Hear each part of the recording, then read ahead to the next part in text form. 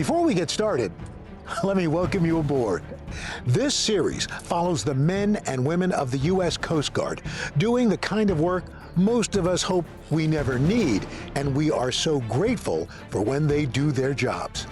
Real rescues, real weather, real stakes, real people showing up for strangers in the toughest of conditions imaginable. Thanks so much for watching with us. We're taking on more and more water, and we're just going in further and further. Changing tides force vessels hard aground against the Columbia River bar. Mariners abandon ship when their boat is heaved against a rock jetty. You know, a boat like that against those rocks, just a little bit of wave action is all it takes to smash it up. A sudden jolt causes injuries when a boat crashes into the bar.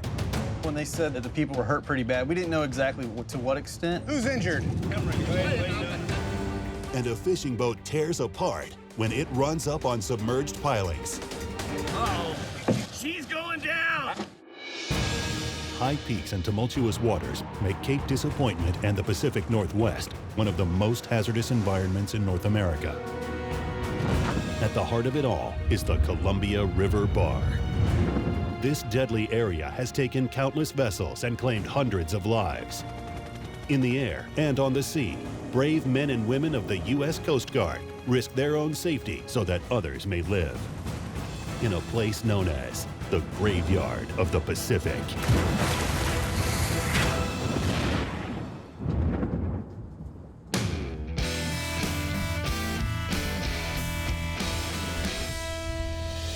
Cape Disappointment, U.S. Coast Guard.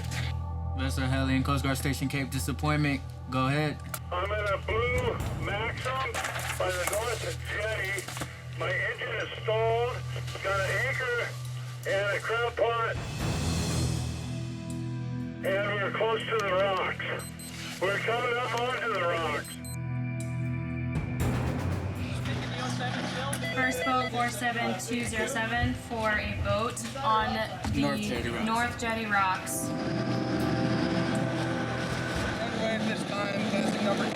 BM1 Nicholas Palisano, Coast Guard Station, Cape Disappointment, Ilwaco, Washington. When a boat becomes disabled and gets on the rocks, they're pretty much at the mercy of the elements. We have a limited amount of time. The current and the wind is just going to drive them onto the rocks and eventually break the boat apart, and the people will end up either on the rocks or in the water. You know, you're talking drowning or hypothermia within minutes. Any updated information on the vessel? How many people? Affirmative. Hour has passed and 03 of the passengers have made it onto North Jetty Rock. There's still one person aboard the vessel. The beachcomber has the vessel in tow. Roger that. I got a visual of the beachcomber. Pull up alongside and see if he's taking on water. There's a commercial crabber on scene who incidentally was out here crabbing at the same time as the distress. He picked him up in stern tow before the boat got battered up against the rocks too bad, so looks like the crabber saved the day. Well, when we arrived on scene, we had the one gentleman who stayed with his boat and 3 people that were on the rocks. Oh, there's a kilo there already. Thank goodness there was already a helicopter overhead, and they had eyes on the 3 people. They knew that they were safe, so we could verify that everybody was accounted for. There was no one in the water. The surface is a rough, rocky area on the jetty, so the main concern is for the swimmer, be mindful of your footing down there when we put you down, and we'll try to hold a steady hover so we don't swing against any rocks. Captain Bruce Jones, Commanding Officer, Air Station Astoria. We got a call from Station Cape Disappointment saying that 3 people had gotten off the boat onto the rocks. Is that them at 1 o'clock? Yeah, I see them down. You see where they're standing? Yes, sir. I'll taxi up closer so you can both take a look at those rocks and see where you think might be a safe space to go down. Came to a low hover and saw Station Cape Disappointment and managed to assist 2 of the members the very long walk down the jetty towards shore, but there was a 3rd individual that was having a lot of difficulty, and they asked for a helicopter hoist. Maybe the smartest thing to do is put Chris down where you can walk to him and let him evaluate. Let's do that. Let's just put me down over there. I'll just go down onto the road and then walk across there and hop in the water, swim over to him. All right, put you down right on the road. You can't necessarily tell from 200 feet up in the air, but the jetty at that area is very, very rough. There are boulders the size of this room. And the only way to walk the mile back to shore is to literally climb up and down 10 and 12-foot boulders. And this particular gentleman was not in good enough condition or good enough health to do that. Are we going to do a hoist, or do we want to sit down? Well, let's see. That spot directly at 2 o'clock really from here is pretty clear. Do you guys agree with that? Yeah. So we'll disembark Chris, then we'll fly around while we wait for further assessment. Sounds good. We ended up coming into a hover over everything, taking a look, and we just went ahead and landed on a road right next to this sweet little lagoon. And tail wheels on deck. Left main, right main. All right, Chris, cleared out, and let us know. Yeah, I'll let you know. I got out of the helicopter and walked through some brush, went over to the edge of this little lagoon, and I had to forage across this lagoon. There's Chris going into water already. So far, so good. Now he's swimming. I saw the boat crew up on the edge, so I walked parallel with them and hopped in the water and just swam across. And then on the other side, just climbed up the rocks. On a calm day like today, a boat like that against those rocks, just a little bit of wave action is all it takes to smash it up. They're lucky that fishing boat was nearby. Yep. When I got up on top of the jetty, it was pretty gnarly. There was some big rocks stacked on each other, and then it was just drop-offs on both sides. So if he were to fall off of one of those areas, that could have been catastrophic. I walked up to the patient and got a good assessment on him, and basically he just let me know that he was having a hard time getting across the rocks, and I turned around and called the helicopter with my radio and asked for a basket. Basket going up cabin. Basket left 5. I'll hold my position. Oh, Roger. Basket going down. When I'm hoisting to rocks like that, I definitely want to find a spot to be able to put the basket down without hitting anybody. And these jagged boulders can be a little difficult at times, but that's why we did the trail line, so the swimmer can basically pull your basket to a certain area. So it's putting survivor in the basket. Survivor's in the basket, I'm ready to pick up. All right, take the load, take the load. Basket is clear of the rocks. Trail line still on deck, being tended. Back and left 15, basket is halfway up. Back and left 10, trail line still on deck. Basket's outside the cabin. Bringing basket inside the cabin. Basket inside the cabin. Hoist complete. So once I got the survivor in, got him in the troop seat, buckled in, just looking at him, he looked very tired and stressed out, ready to be on solid land. After we got the survivor in the cabin, we set up for a bear hook recovery of the rest of the swimmer. Swimmer's coming up. Swimmer is outside the cabin. Positioning swimmer to bring inside the cabin. Bringing swimmer inside the cabin. Hoist complete. After we got the survivor in the cabin and I came up to the helicopter, we just flew him right over to Cape Disappointment, which is right around the corner. 6029, we are inbound with the crew member to land at Station Cape Helo pad. What are we doing on tail clearance? Your tail's flying third. Mains are over the pad. Coming down. Tail's over the pad. Cleared down. The individual didn't need any significant medical attention. He simply wasn't able to make the journey by foot back to land. All right, you clear to move about? Roger, Fisher's gonna take him out. Roger. To the gentleman over there. We dropped him off there to a waiting crew from Station Cape Disappointment, and from there they took him on in and got his other needs attended to. Going over! Roger that. The Coast Guard boat from Cape Disappointment had taken the pleasure craft in tow away from the rocks, and it's a great example of the partnership that exists between Air Station Astoria and Station Cape Disappointment, and the partnership that exists throughout the Coast Guard between all Coast Guard units. Nice to meet you. Glad you're okay. You got your boat back. An accident such as this could have had a much worse outcome, so to see them healthy, safely back on land, I mean, they didn't have any crabs to take home, but I don't think they were too worried about that at that point. Thank you very much. That's awesome. My name's Mark Grendall. I'm the owner-operator of a 23-foot Maxim. The Columbia River, I mean, people think it's a river, but it can be unpredictable.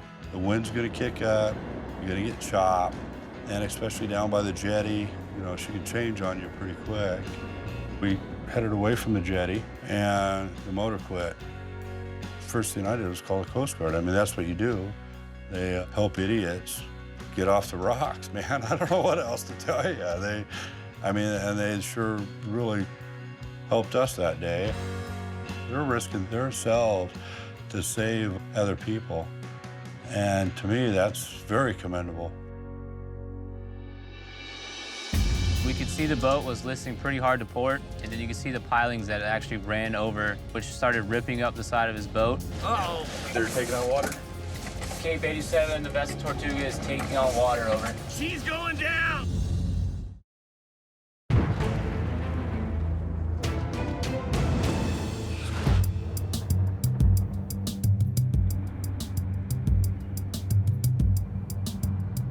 Captain Bruce Jones, Commander Coast Guard Sector, Columbia River. I'm always looking for an opportunity to get out to visit the stations, and today we're going to get underway on a 47-foot motor lifeboat, do some surf training in heavy surf conditions. It's really important for an operational commander to get out and visit the field units and understand a little bit about their mission so that when I get the phone call that they're launching at 2 in the morning in 20-foot seas, I at least have some sense of what they're going through. It helps me make better decisions as an operational commander. We'll have you flipped in behind my chair. All right. It's easy to hold on. It's better to hold on to the chair. All right. I'm Chief Tom Malloy. I work at Coast Guard Station Cape Disappointment. Captain Jones' job as an aircraft commander is one of the hardest jobs in the Coast Guard. He's a phenomenal pilot, but he's not really used to the dynamic of being in the surf. Can you show the captain where to clip in here while we're doing this? Yeah. All right. Basically, when we're up here cruising out, sir. Yep. You got these points here. All right. You got this point here. All right. Today, Captain Jones is going to be positioned directly behind me so that I know I can talk to him if we get into a dangerous spot. I'm telling him to stay low and just hang on. All right, we're crossing Peacock, guys. Station Cape Disappointment is recognized as having some of the toughest environmental conditions that any Coast Guard unit anywhere in the world faces. You've got frequent thick fog, heavy rain, driving winds, and we're at the mouth of the Columbia River. That river flow is meeting oncoming swells from the Pacific Ocean, and you end up with 3 major wave structures coming at you from different directions simultaneously. Chief, you're going to be high side, look out. Mac, you'll be low side and forward. And Chief, talking to me? Yep.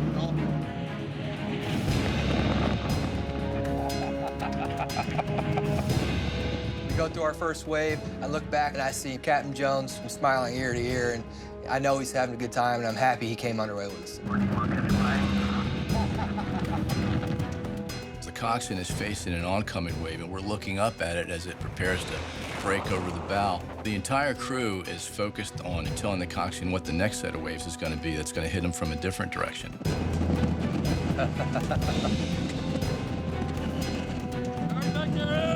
He's good. How about you, sir? Oh, yeah. I love it. It's very physically demanding. You're really using your whole body when you're bracing yourself for those continuous impacts. Oh, yeah. Let you know you're alive.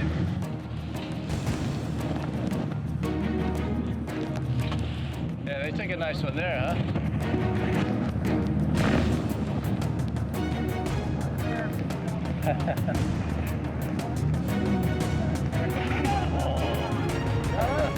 The longer we stay in the surf zone, the higher the risk is. You don't want to push the envelope too much, so I think we're about done. So as far as the quality of the training conditions today, what would you call that? Probably about a 10 for difficulty and like a 6 on wave height. Yeah, it certainly looked like it was challenging to me. You can't relax for a second. No, it's more fun than flying a helicopter. And flying a helicopter is a lot of fun. So that's saying a lot.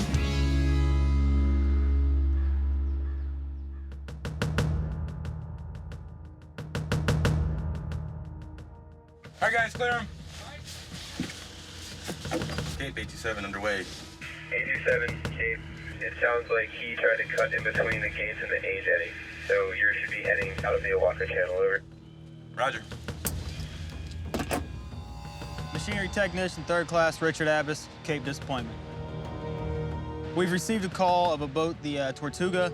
It's ran aground. It's stuck on some pilings right inside the A jetty. We're taking our 25, our small response boat. It's a pretty dark night.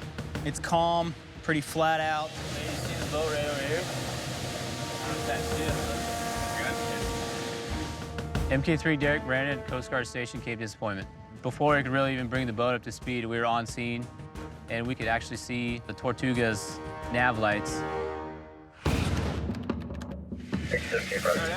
Yeah. I'm gonna get you a flashlight. All right. Look in the water. There's a lot of submerged pilings over there. Yeah. We don't see anything.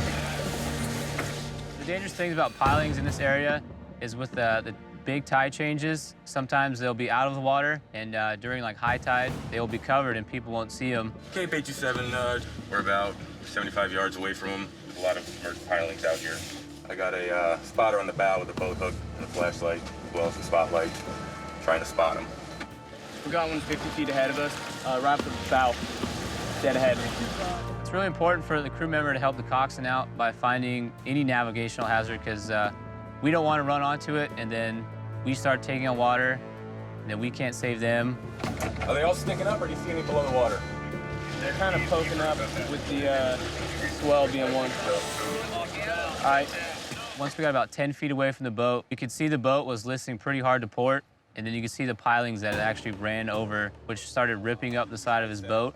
I think my keel is stuck between two uprights, and I'm just getting current pushing me over. Yeah, they're starting to move there pretty good. When a vessel like the Tortuga was stuck on the pilings, the current will start to actually roll the boat over, and with that, the water just rushes in. Uh-oh, we're awash! She's going down! All right, we're gonna come pick you up. All right. They're taking on water? Cape 87, the vessel Tortuga is taking on water over. No sooner did we make contact with the vessel itself, the captain starts screaming, we're going down. All right, guys, you're taking them off. Water's gushing in, and the crew's freaking out, so we have to get them off the boat.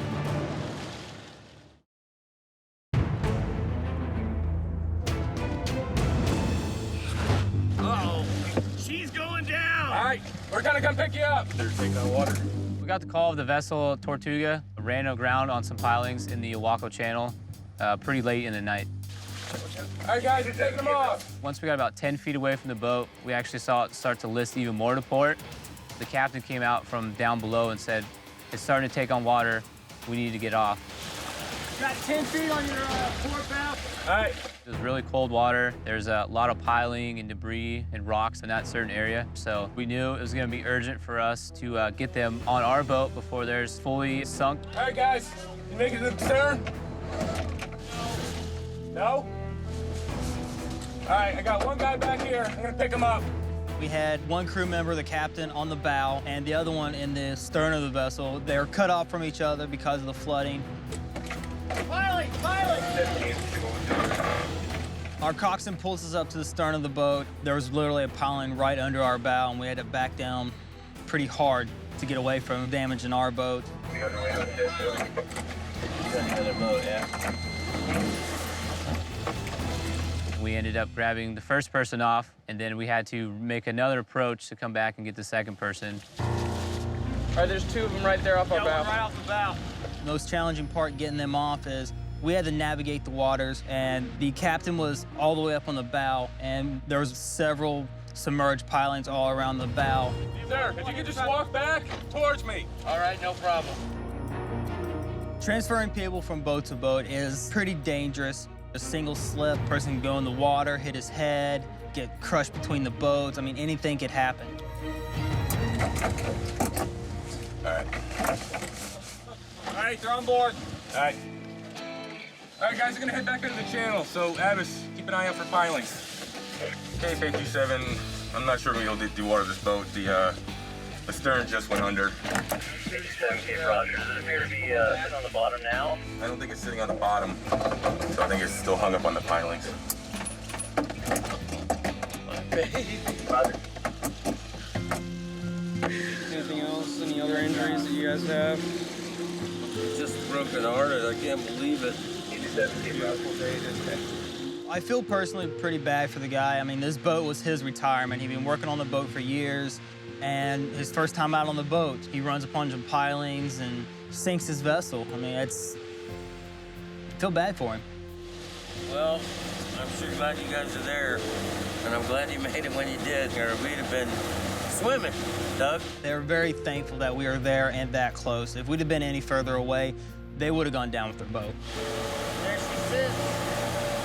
I'm Steve Gunther, originally from San Diego, California, currently in Portland, Oregon, and I had occasion to be rescued by the gentle souls at Cape Disappointment. We were on a fishing trip and ended up on a wing dam, a series of submerged pilings, and when we realized that we couldn't get off, I made a call to the Coast Guard. There was a huge sigh of relief to see that bright orange and white hull of theirs, because in a situation like that, suddenly the sea becomes mighty, mighty big, and you become mighty, mighty small. They saved us, without question. If they hadn't have been there, we would have been swimming for our lives.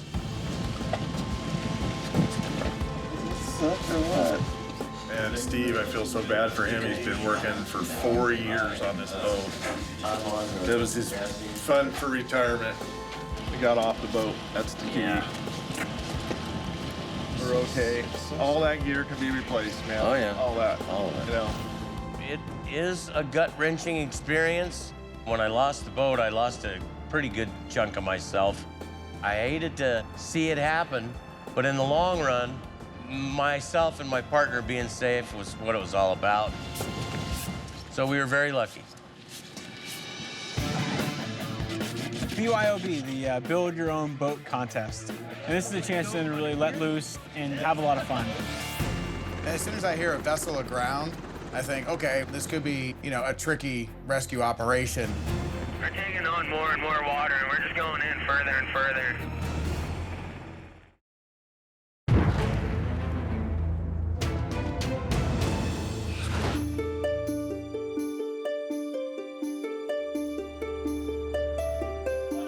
All right, can I get everybody to gather around, please? All boat building will be on the beach over here where that tree is on its side. All along that beach there is where you can build your boat.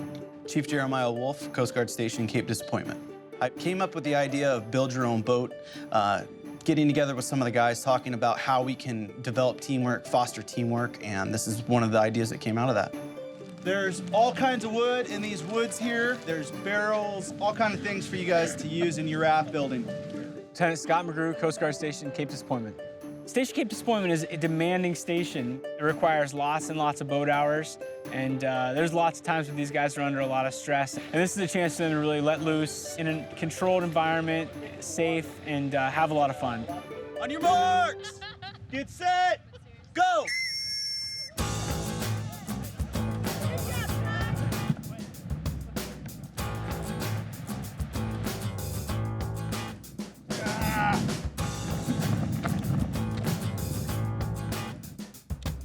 The materials for the Build Your Own Boat Contest, they really come from here.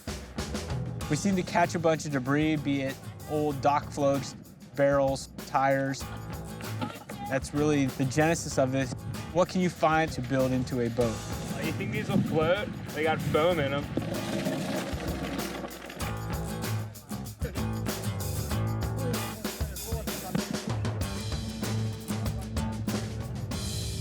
This piece right here is going to be our keel. We've got 2 barrels that we're going to use for the bow and the stern.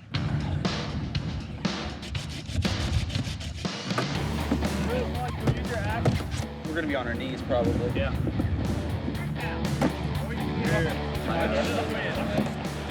Chief Wolf, the brainchild of this whole operation, and he's come up with this pretty intricate, complex design, and we'll see how that works out. I got a big flat piece we could put on the deck. Yeah? Yeah, it'll be nice. Then we'll be out of the water. Fireman Anthony Ringolo, Coast Guard Station, Cape Disappointment. My team's method was a little more conservative. We're just gonna have 4 pieces of wood laying across the top of it for seats and put some foam, a little bit of flotation, and see if it'll float. Swindle, sit on it. Not a good start, boys. You'd probably think that people in the Coast Guard would be able to build boats, but given the tools that we had and given the materials we had, it's quite evident that building boats is not one of our areas of expertise. It's actually floating. So the race course today, there's going to be a starting line where I'm standing. They're going to go out in the middle of the channel, around a buoy, and back in, across the line. First person to cross the line wins the coveted Cape D Cup.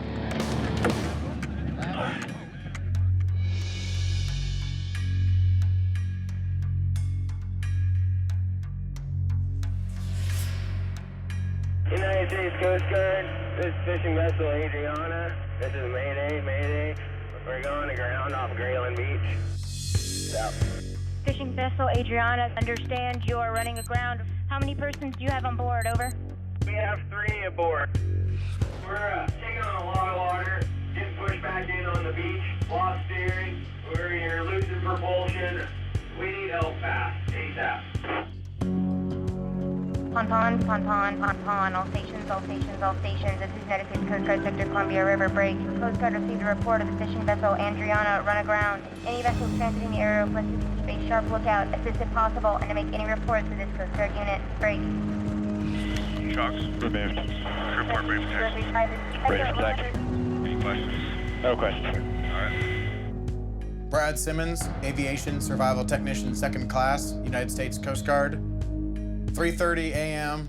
and I hear the SAR alarm go off. As soon as I hear a vessel aground, I think, okay, this could be, a tricky rescue operation, especially if there are waves crashing over the boat, depending on how much it's moving, if it's a rocky coast. Either one, we need to get out there as soon as we can.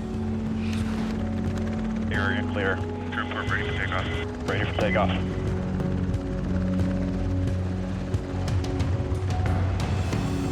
Sector 6035, currently departing Home Plate Air Station, Astoria, for vessel aground in the vicinity of Grays Harbor. We're gonna head north along the coast up to Grays Harbor, Washington. That particular portion of the coast is sand. However, there is a rock jetty that sticks out there. So I make a radio call to the command center and I ask for any amplifying information about the case, anything that's changed since the original search and rescue alarm went off. Sector 35, request to know number of people on board and information if they are wearing life preservers. How copy? Roger. There are 03 persons on board. They have on the life jacket. Also, they definitely lost steering. It sounds like they lost most of the power. Roger, understand. About 5 minutes out.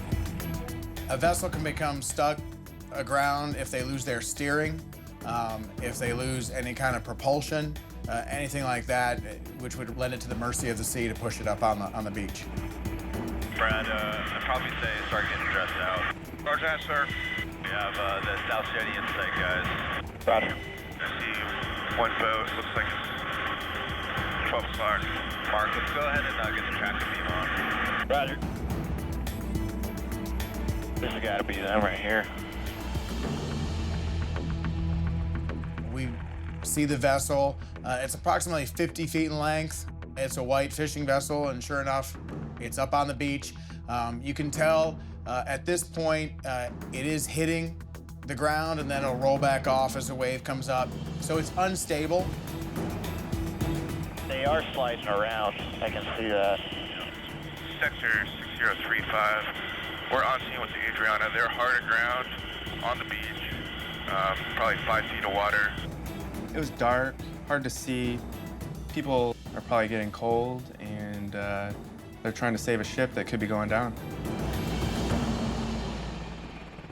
Yeah, let's see if we can get stock from on the radio. A-firm to the boat in the stern. Coast Guard helicopter on 16. This is the Adriana right under you. Besides being aground, are you still taking on water? We're taking on more and more water, and we're just going in further and further. We're on the beach, man, on the beach. Probably 5 feet of water under us. I just need a tow quick. I'm Lieutenant Jason Condon. I'm an H-60 pilot at Air Station Astoria. We established comms with the captain, and we could definitely tell the captain was under stress. I mean, his boat was aground and he was getting slammed by waves. It was not a good place to be. Just want to make sure you have life jackets on now. Yes, we all do. There's 3 of us aboard and we all got them on. At this point with the vessel on shore, the potential for wave action to actually crash over the vessel and swipe those individuals out into the water is there. Adriana from the helicopter. How much water is on board and where's it coming from? Coming in through the whole entire live tank. Our steering's broke right now. I got no steering. I need a fast tow and we'll get off of here.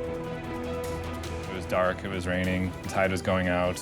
Station Grays Harbor deployed a 47 to see if they could get close enough to deploy a tow line. But didn't look from a hover that we were going to be able to tow him and get him off. Are we gonna be able to get this boat off the beach? We need assistance somehow.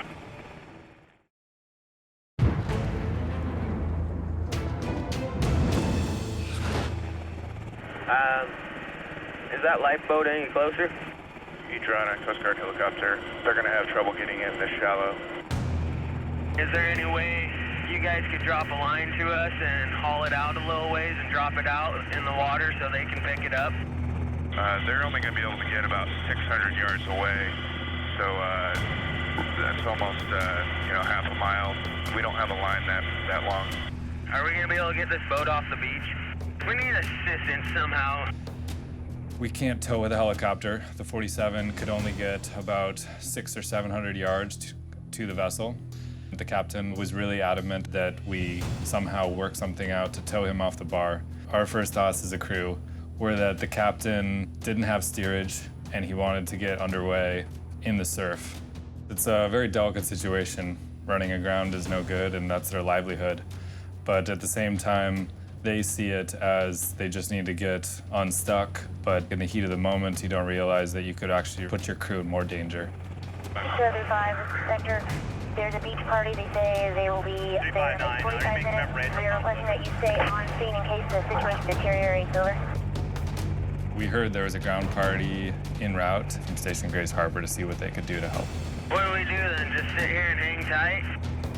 Are you still taking on water? Yes.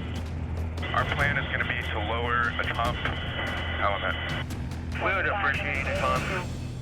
This case was unique because it was more managing the stress and anxiety of the captain and the crew and the vessel. We thought that we could help them out by giving them a pump. They could at least de-water some of the vessel, and then that would enable the vessel to not get more stuck, you could say. Ready for one, trail line, direct deployment of the dewatering pump to the fishing vessel. Roger. Begin the hoist. Roger, target is set, beginning of the hoist. Bringing the pump outside the cabin door. Roger. Pumps going down. I'm gonna get a little closer to help them out. Roger. Easy right. Forward and right, 5. Roger. Pumps at the back deck. Pumps on the back deck. Hold position. Roger, holding position. Waiting for it to disconnect the hoist deck.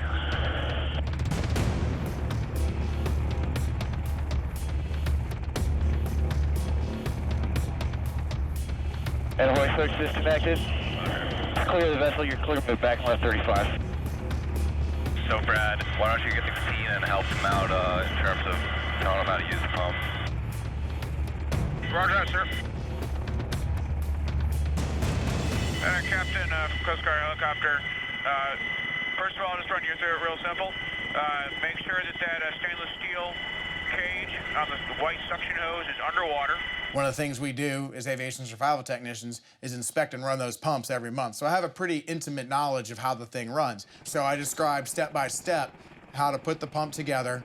The pump is dewatering. I talk to the ground party who have at this point made their way out to the vessel and boarded it, and I hand the case off to them. Just knowing that if something goes wrong and you find yourself stuck in surf, in a place you shouldn't be, don't have steerage way, it has to be a good feeling knowing that the Coast Guard is going to show up and they're going to do what they can to help you.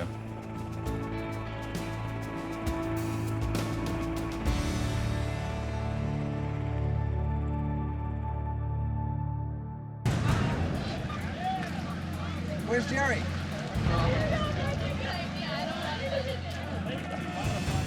BYOB, the Build Your Own Boat Contest. Really, it's all about getting the crew out there into a fun morale event, a team building event, and maybe even trying to apply a little bit of their seamanship and knowledge of stability and buoyancy.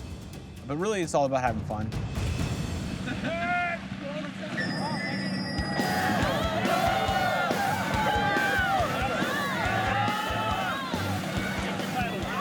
The boat building is only half of the battle here. We got the wind that's blowing pretty good, the water's cold, the air temperature today isn't exactly warm, and I think people are going to be in a bit of a shock given the current conditions.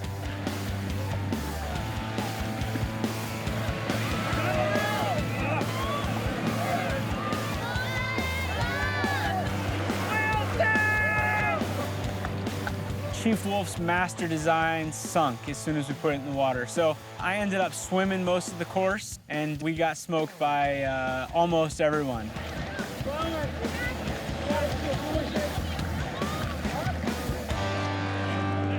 We had a headwind blowing right on our bow, and that was probably one of the more challenging parts to the race, you know, trying to get everybody to row at the same time. On the way back, you'd think that the wind now at our stern or at our backs was easier and would push us, but the crew was pretty much gassed, and at that point, you're just hoping that you get a nice gust of wind to push you on home.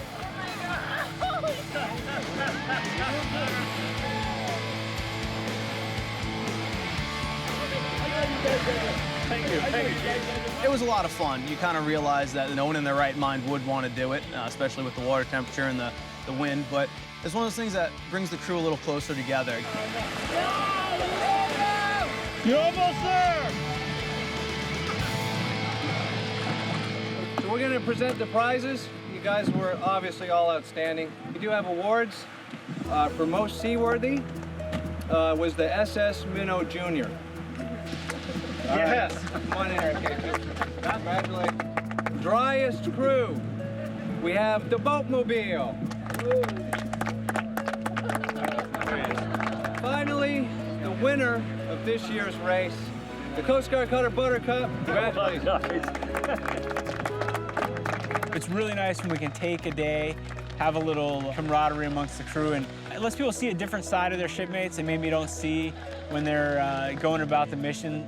But I think overall, everyone had fun, everyone was safe, everyone made it back to shore, everyone completed the course. We had a pretty fun day, and that's a big success to me. Tell them we're underway and ask them if they're taking on water. From the initial call, when they said that the people were hurt pretty bad, we didn't know exactly to what extent. All right, let's get them off. Let's start pulling them on our boat.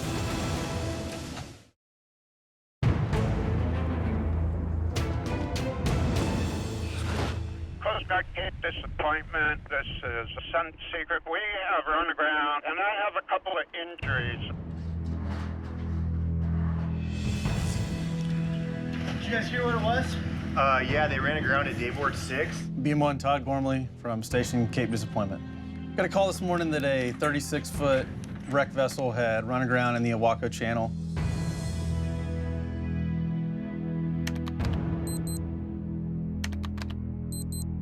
We were initially going to jump on the 47, so the 47 was fired up and ready to go.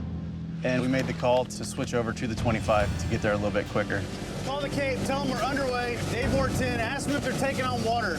I'm Seaman Brett Weideman, stationed at Coast Guard Station Cape Disappointment. We definitely have a lot of places where boats can get in trouble. They can run aground. When these boats head out, they might not be thinking about sticking to one side of the channel because it's low tide. Cape 5 out of 6, we're underway. We're about 200 yards from being on scene. Over. All right, let's get them off. Let's start pulling them on our boat. Get somebody to the bow, somebody to the stern. All right. From the initial call, when they said that the people were hurt pretty bad, we didn't know exactly to what extent. Who's injured? We're gonna come along. Yeah, we're showing 0 feet of water under us, so yeah. I think today was the lowest tide I had seen. It was a -5 feet or so. So we had lots of rocks showing at the bottom of the channel. Really, you could see a lot of it that you don't normally see on a normal tide. They probably wouldn't have run aground, so they really weren't expecting it. Is he gonna be able to be moved? He can be moved. He is? We just verified that the injured member would be able to move. Then we moved him to our boat, along with the other guy that had hit his head. We can take him on the bow. The man with the injured ribs was definitely, you could tell, in some pain. We just wanted to get him off as soon as possible, as soon as they were able to move, because time does play a difference in something like this, and the quicker you can get him to a qualified, paramedic or medical professional, the better. You heard your back? My left rib. The gentleman that sat down with the rib injuries, he seemed to be in a lot of pain. Whenever the boat would bounce a little bit, he actually had us slow the boat down when we started coming up on plane because he was in so much pain. What I was thinking when I was riding on the bow next to him was hoping that he basically wasn't just going to fall overboard. So we were just keeping an eye on him, making sure that he was hanging on tight. And as for the other gentleman who had a head injury, he said he was feeling a little better once we got him onto our boat. 232-556, I've got the 2 injured crew members. If you wouldn't mind just coming out and just making sure that these guys are able to keep going. I just want to get these 2 guys back as quick as possible, over. Yeah, roger that. We're on our way. We'll see what we can do. After we got the 2 individuals on our boat, it was time to start thinking about, towing the other boat back or making sure that they could get back under their own power. They're off the beach right now. They're making their way towards us. Roger that. All right, there's the boat. We're gonna have the vessel follow us to the station, dock at the transient pier, and then we're gonna conduct a post-SAR. So they're coming back to the dock with us. They're right behind us right now. We picked the 2 injured crew members up. We're taking them to the pier right now. Our EMTs are on scene, so we're just gonna tie up real quick and let the paramedics take care of these gentlemen. So what's the story? They ran aground. Ribs are hurt. The other gentleman had hit his head. What I'm most worried about is possible internal bleeding in my head. Brett? As soon as we get this blood pressure, we'll get you moving, all right? What's that? The paramedics had him sit down and take his vitals. His lungs sounded good, so they weren't too worried about any internal problems. And he was able to walk off, by himself. I knew it was hot, but I didn't think they need to send the fire department. Well, yeah, we're gonna hose you down here in a minute. It was really great to be able to help just people this time. We always kind of get wrapped up in towing a boat and moving equipment, but you don't always get that effect on actually helping a person. So it was really good because we got to possibly saving somebody's life today.